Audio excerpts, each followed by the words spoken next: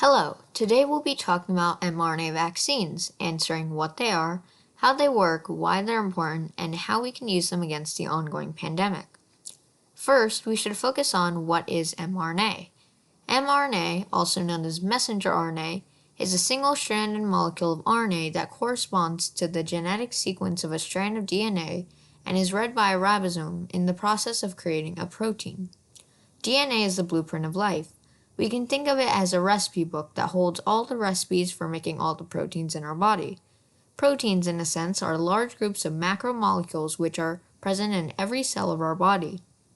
They do most of the work in cells and are required for the structure, function, and regulation of the body's tissues and organs. The job of RNA is to carry out the instructions encoded in DNA. Ribosomes can be thought of as assembly lines for making proteins. Ribosomes get the instructions from the mRNA and start assembling the protein as they read the mRNA. To sum it up, DNA is like a large recipe book. mRNA is a copy of a recipe from that recipe book on a piece of paper, and a ribosome is like a chef that reads that paper version of one of the recipes in order to create a protein. Now that we know what mRNA is, let's take a look at how it's used in vaccines. To train our immune system against a specific virus, many vaccines put an inactive or weakened germ in our body to trigger an immune response. An immune response is just how our immune system responds to germs, diseases, and other viruses by creating antibodies to go fight against them. mRNA vaccines are much different because they do not put viruses of any sort in the body. To explain the process, let's use the COVID vaccine. First, the COVID vaccine is made using the genetic sequence of a spike protein. Spike proteins are also found on the surface of the coronavirus. Then, the COVID vaccine is administered through the upper arm muscle. The mRNA then enters the cells of the muscle and instructs the ribosome to create a relatively harmless spike protein. After the protein is made, the cells break down the mRNA and remove it. Next, the spike protein travels so that it's on the surface of the cell.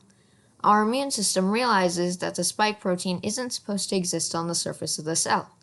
Due to this, the immune system produces antibodies and activates other immune cells to fight the spike protein. We can think of antibodies as mini warriors that the immune system creates and sends out if there's an infection detected.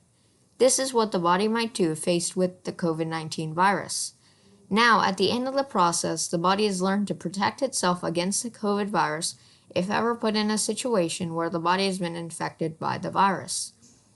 Now that we know about how mRNA vaccines work, let's take a quick look into the history behind them. 30 years ago, scientists had the idea of making mRNA vaccines. There are two parts to the process, the mRNA itself and how to get the mRNA into the cells. Both of these were very challenging because mRNA is a very unstable molecule that degrades completely in less than an hour. After 30 years of research, groups of scientists figured out how to deliver mRNA safely into cells without it being destroyed. That is why, within weeks of identifying this responsible virus, scientists in China had determined the structure of all its genes, including the genes that make the spike protein, and published this information on the internet.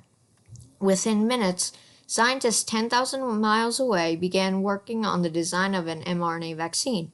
Within weeks, they had made enough vaccines to test it in animals and then in people.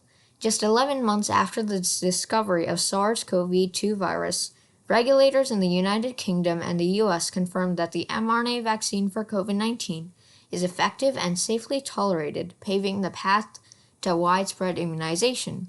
Previously, no new vaccine had been developed in less than 4 years. The mRNA vaccines are important because if anything like the pandemic we are facing now happens again, we can easily fight against it.